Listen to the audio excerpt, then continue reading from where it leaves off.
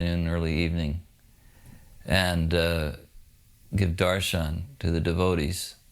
Sometimes he would speak. Sometimes he would have others speak. For instance, he had Bhakti Prem Yogi read from his translation of Prabhupada's Srimad Bhagavatam into Hindi, and then he would give corrections and comments on the translation. Later on in 1976, when he became more ill, he used to be brought in his palanquin chair, and he would sit under the tamal tree. The devotees would all gather around him. The sannyasis would be flanking him close by, and then everyone else would sit around, and then he would see the deities, and then he would sit under the tree, and there would be kirtan, usually mostly just kirtan, not much in the way of speaking. Different devotees would lead kirtan, especially this Bengali devotee, Satchidananda, used to lead. Prabhupada liked his kirtan very much. Satchidananda's, I think, grandmother was a disciple of Bhaktivinoda Thakur, so he had a kind of a Gaudiya lineage. But in one occasion, a devotee was a kind of flamboyant devotee, flamboyant dressing, and kind of fancied himself a great kirtan singer. At one point, he decided he was going to lead the kirtan for Prabhupada in the courtyard, and he began with this tremendous flourish, very elaborate, intricate mridanga beat, and began singing in this exquisite style. And Prabhupada just immediately looked disgruntled and kind of waved his hand that he didn't want him to chant. And he pointed to one of the Gurukula students. Now, the particular boy he pointed to, his name was Kapila, and didn't have much of a clue how to play mridanga, but he wailed on it, pretty enthusiastically. So he began to chant. He became completely red in the face, and he was just chanting. I mean, from the material point of view, it sounded awful. But Prabhupada was clapping his hands and smiling and encouraging and appreciating. But Prabhupada detected some pride or arrogance or something like that in this devotee who was leading, and wanted to instruct him. And he didn't instruct him by directly confronting him, but he just by choosing someone to chant who, for sure, was chanting with tremendous sincerity, from the core of his heart. He was trying to please Prabhupada. Because of his attitude, Prabhupada was pleased. So it was a kind of an instructive incident that he was showing that it was the devotion that he was interested in, and not the flamboyant, putting on a show kind of mood. Hare Krishna, Hare Krishna, Krishna Krishna, Hare Hare, Hare Rama, Hare Rama, Rama Rama, Hare Hare.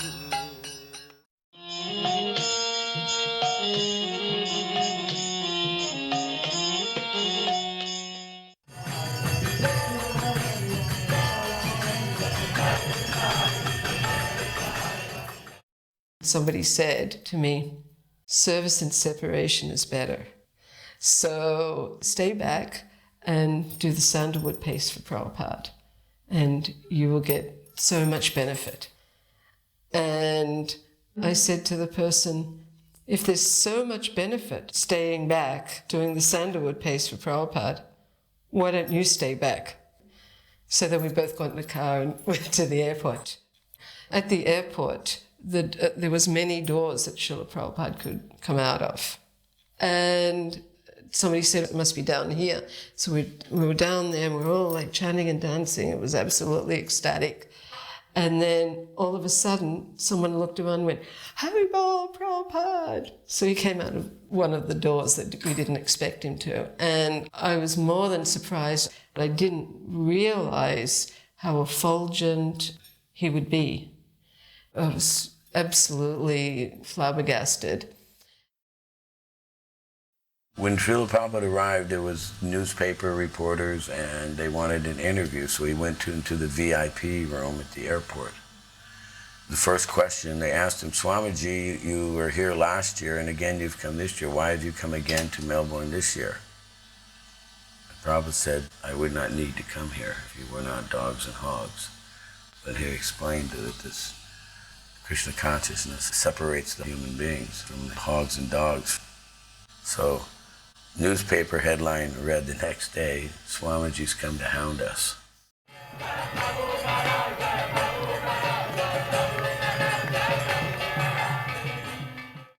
Guru Kripa Swami was the GBC at that time, and Hari Sori Prabhu was Srila Prabhupada's servant on that visit.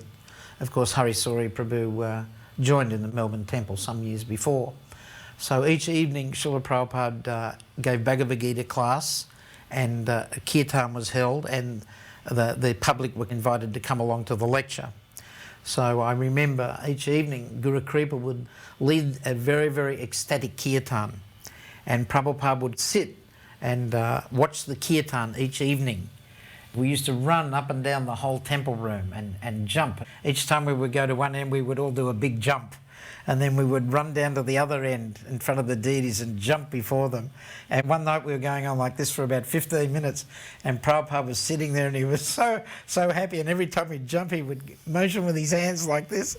So he was in ecstasy to see the wonderful spirit of the kirtan. And when Guru Kripa Prabhu went to his room one evening and came back, he told us how Prabhupada thought that our kirtans are very wonderful. Going back to the Melbourne Temple, I'm sitting next to Srila Prabhupada in the back. And as we were driving, there was a tape playing. He told me, this means that the waves of mercy from Lord Nityananda throw one down into the ocean of love of Godhead. He was smiling, sitting there. It was very nice.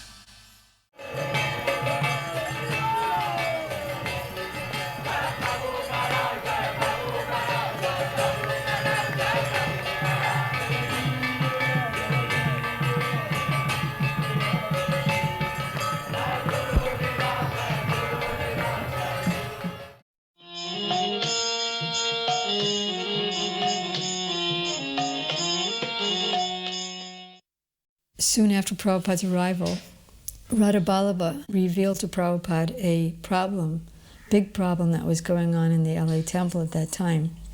A group of men and women, which was called the Gopi Bhava Club. That is, they were seeing some Radha Kund Babajis who are still prevalent up to today. And they were learning from them a misunderstanding of Srimad Bhagavatam and Chaitanya Charitamrita. Chaitanya Charitamrita would say things in Prabhupada's own translations and commentaries, like regulative principles are an impediment in the execution of spontaneous love. So they would take it that regulative principles are an impediment to them, imagining that they're on the platform of spontaneous love, not realizing that without regulations they only have material life. So they were trying to imagine that they were already gopis and giving up their regulative principles and having illicit sex and getting pregnant. So this was brought up to Srila Prabhupada, and Prabhupada became very, very angry and began talking about this subject in many different venues. He said, for a neophyte to try and understand Radha and Krishna's pastimes is like a very little baby trying to understand sex life. If he tries to do things by his baby mind, his whole life will be ruined. And then Prabhupada made many statements in class about it. And then on June 11th, we were able to have one of our very rare art meetings with him.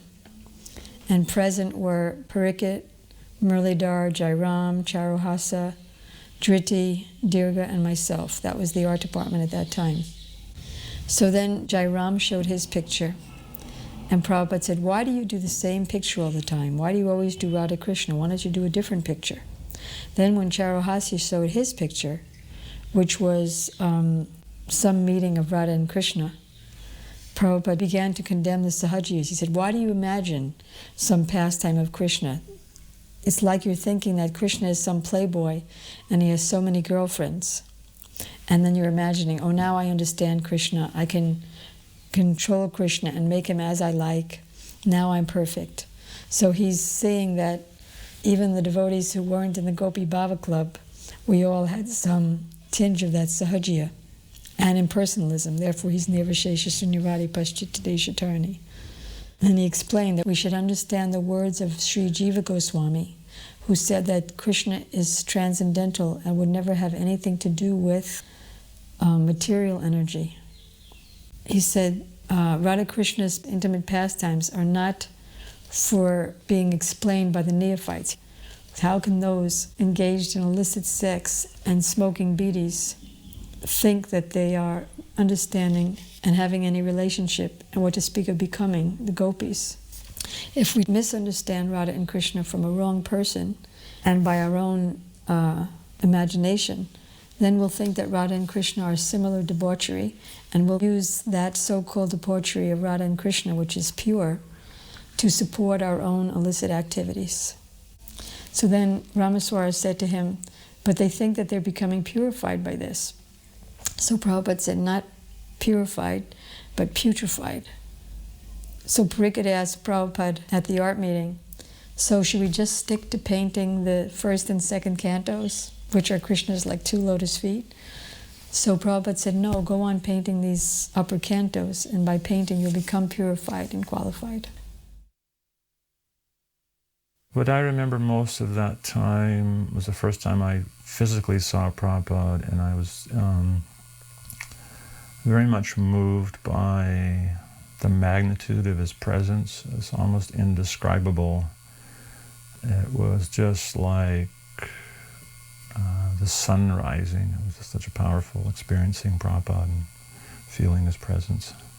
So I took first initiation in the LA temple, and at our initiation ceremony was one elderly gentleman from Vancouver whose initiate name was Prabhupada, who passed away several years ago. And when he went up to get his beads from Srila Prabhupada actually held his hand for a moment. And also when Prabhupada was asking him the principles, it was kind of interesting that this gentleman, sometimes he had a bit of a weakness that he would go out behind the garage, behind the temple, and smoke a cigarette. And when Prabhupada asked him the principles, Prabhupada said, no intoxication. Prabhupada said, this means no smoking. There are many devotees trailing Prabhupada, and also there were 7 or 8 devotees to Prabhupada's left, and also 7, 8 devotees to Prabhupada's right. And I was the last devotee on the right. And this was just about the closest I'd ever been to Prabhupada other than being in a class. And I was in this mood of just being happy to be in the presence of my spiritual master. I didn't have to ask any questions. Everything was, already answered. And in that mood, the questions that were being asked of Prabhupada by all the big guns, it appeared to me like they were just trying to hear themselves speak. And I was thinking, why don't they just be happy to be in the presence of their spiritual master? And just as I was thinking that thought, Prabhupada finished answering a question, and he stuck his head out and looked down the line and looked right at me and said, is that all right? And of course, I was flabbergasted, and I realized that Prabhupada had read my mind, and he was acknowledging my sentiment. And of course, wherever Prabhupada looks, everybody looks in the same way, and they're all turning their attention to me, wondering, why is Prabhupada talking to him? He wasn't part of the conversation. And all I could do was squeak out, yes, Prabhupada! And that was my moment with Prabhupada that was personal, and no one else knew what had happened. Prabhupada had sent me to be GBC of Latin America in 1974, and within, I guess in less than 2 years, by December of 1975, somehow things had gone well. We'd printed books, and Latin America actually became the world Sankirtan champion. And up to that time, no one had ever defeated Radha Damodar. So it was a big upset. No one expected it. So then in '76, I was there, and Tamal Krishna Goswami was there. So we were walking with Prabhupada, and Prabhupada, he enjoyed this competition, so he was sort of egging us on, or just in a very sort of playful, affectionate way. There I was with Tamal Krishna, and we were on either side of Prabhupada. So Prabhupada said, so, no one could defeat Radha Damodar, but now Latin America has defeated you. And then he was laughing, and he stopped and said, I like this competition. I remember we were just walking on Venice Beach, and sometimes a wave suddenly comes up faster and higher than you expected. And one such wave came, we were all walking. Prabhupada had the best reflexes of anyone there, and he just scampered up the sand like a child and laughing, just like a young boy.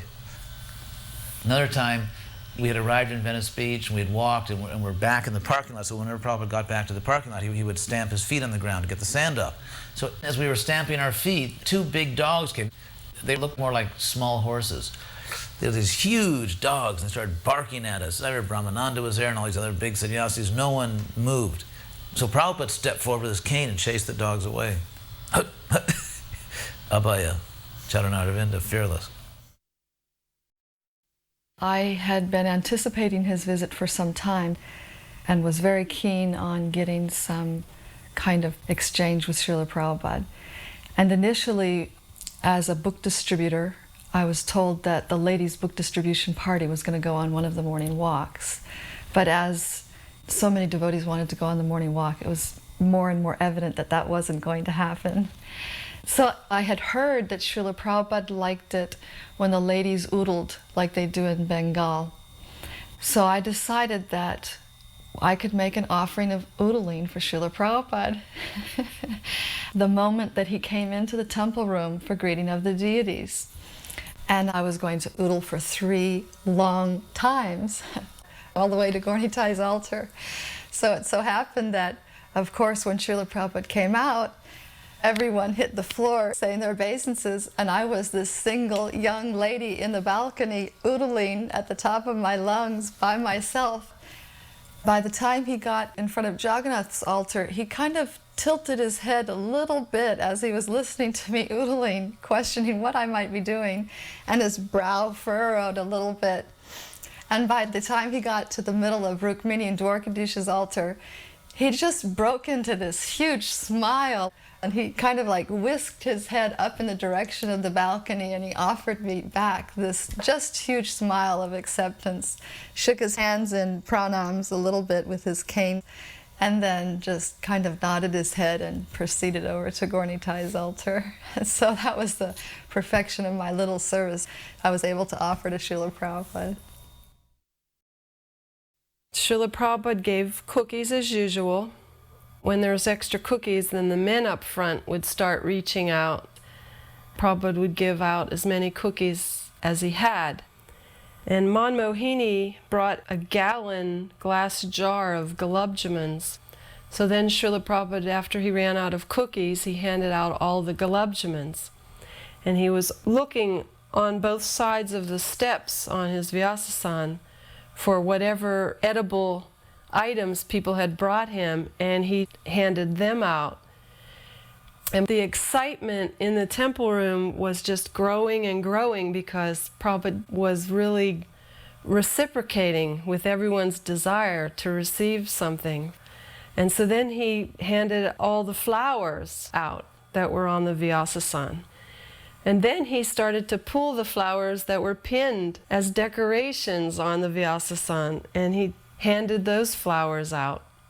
He was even throwing things up toward the balcony where most of the women were standing. And to me it was like a transcendental ball game. And Srila Prabhupada was using the flowers as little balls to play with his friends. And little did I know that actually that would be the last visit and the last time that we would have that personal reciprocation with Srila Prabhupada. I had heard that Prabhupada once in Hawaii was walking along Waikiki, and he was noticing that although there was a lot of palm trees along the street, when he looked up there wasn't any coconuts. So Prabhupada inquired about, why aren't there coconuts up in these coconut trees? And so the devotees told him, well, Prabhupada, the city feels that the coconuts may fall from the tree and hit one of the tourists on the head. So they removed all the coconuts. And then Prabhupada said that this is foolishness. Coconuts, they have eyes and they can see, and they will not fall on anybody's head. So I'm in Prabhupada's room, and all of a sudden this story that I had heard popped into my mind. So when there was a little pause, I told Prabhupada that story, and I asked him if it was true. And then Prabhupada, with his eyes very wide, leaned back and put his hand up and says, yes, that is a fact. That coconuts, they have eyes, and they will not fall on people's heads. I remember when Prabhupada called us all an emergency GBC meeting to Los Angeles because of the Umbrella Corporation. There was an attempt to centralize management, to make one corporation for all the ISKCON temples, an Umbrella Corporation. Jayatirtha was very enthusiastic to do this, and Prabhupada was saying he didn't want it, and Jayatirtha wasn't really listening. And so Prabhupada called on an emergency basis that all the GBC should come to LA. And so we all came to LA. I remember being in Prabhupada's room and Prabhupada just telling Jayatirtha, we're not going to do this, and Jayatirtha was so upset, he burst into tears and just ran out. And I remember then we had to actually preach to Rameshwara. And Rameshwara was much more calm about it, and he wasn't that emotional about it, but he was just sort of frankly saying, I don't understand why Prabhupada's doing this.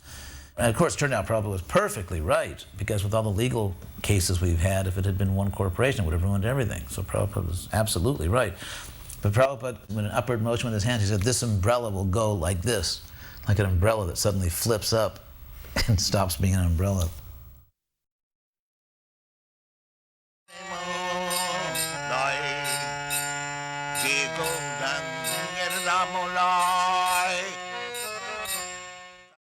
It was his first time in our studio. All our previous recordings were done in his room. And a lot of devotees showed up, which made it a little more complicated because of all the extra energy. I requested Prabhupada to chant the Hare Krishna mantra because we'd had him doing all these bhajans, but we never really had any recording other than the original happening record from New York in 1966, the Prabhupada leading Hare Krishna. So he accommodated me for about 2 or 3 minutes and then stopped the kirtan. And then went and did some other Vaishnava bhajan. Krishna Gandhi was the main recorder, and I was his helper. We were back in the room listening to the recording as we were starting to get it set up. And the kartal players there was maybe 4 of them, and they were very enthusiastic. But unfortunately, the kartals were so loud that they were just overwhelming Prabhupada's voice. We can always hear kartals. It's Prabhupada that we wanted to hear, you know. So I came out to tell Prabhupada that we can't have these kartals because we won't be able to hear him. I was so intimidated that I said some things to him, and I can't remember what I said, but I was trying to be as delicate as I could.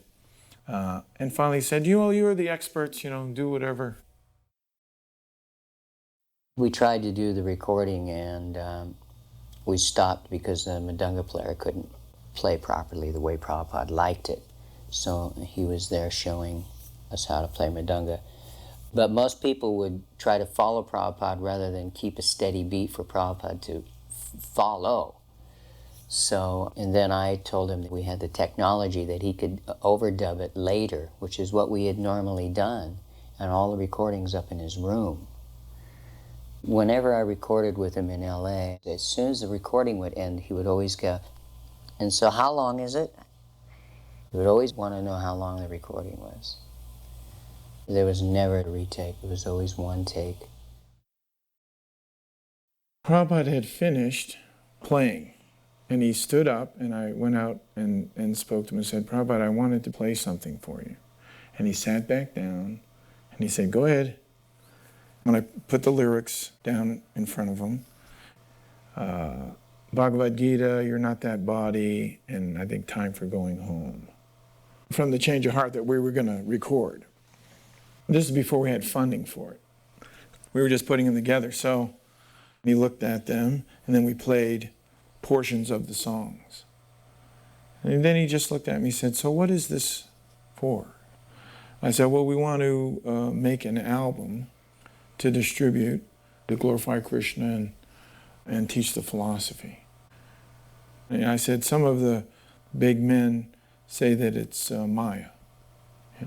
That's when he said, well, just let the cows moo. That's what he told me. He said, just do this, it'll be successful. And then shortly after we spoke to this gentleman and got a loan for $5,000 to do the album. And then we lined up different people and did that. I felt that was blessed, you know, everything was happening so easily. And then the gentleman heard the album and he said, don't even worry about paying me back. He said, this is beautiful. So that was nice. Prabhupada heard it later and he really liked it, and he said this could be played before the deities. So that made me feel good, you know.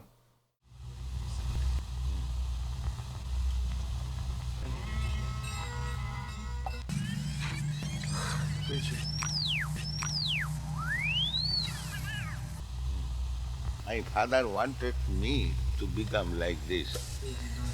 Know everything, what is going on. He never wanted me to be a worldly man, earning money. He never wanted.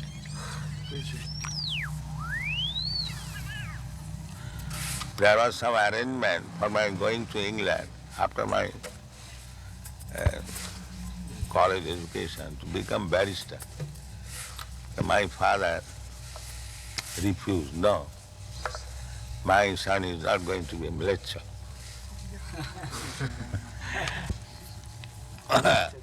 Ready? All you news put on Yes, cartels. We ended up having Prabhupada play the Madanga himself, overdub with headphones, and that's what we did. There it is. He would listen to the track that he had done with harmonium and singing with kartals. Listening to that on headphones, he would then play the mridanga himself. And many times when I watched him overdub mridanga up in his room, I was always amazed at how beautiful he played and how lucky I was to be in the room. I'd be the only one there watching him play mridanga so expertly. He had a touch, a golden touch. I believe that microphone was the microphone that George Harrison sang My Sweet Lord on. It was donated to Krishna Kanti, which is impressive to the material world. It's more impressive that Prabhupada sang Hare Krishna into the microphone. And I don't even know who has that microphone now. That should be like in some kind of museum somewhere.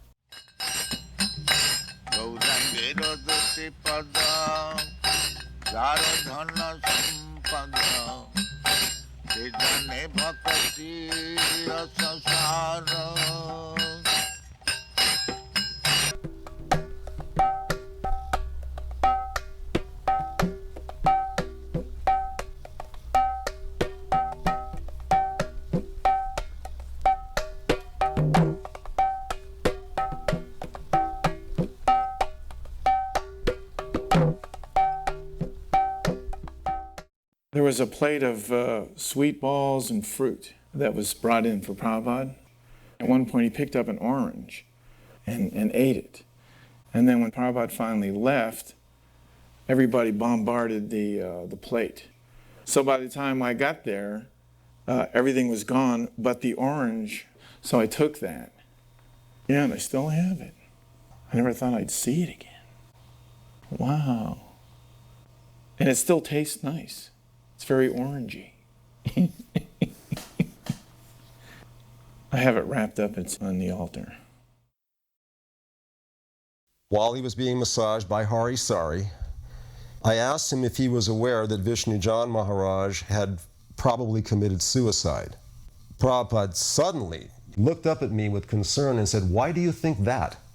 And I asked him if he could remember a few months previously in Mayapur when Vishnujan had asked him, "How has Chota Haridas been delivered by committing suicide?"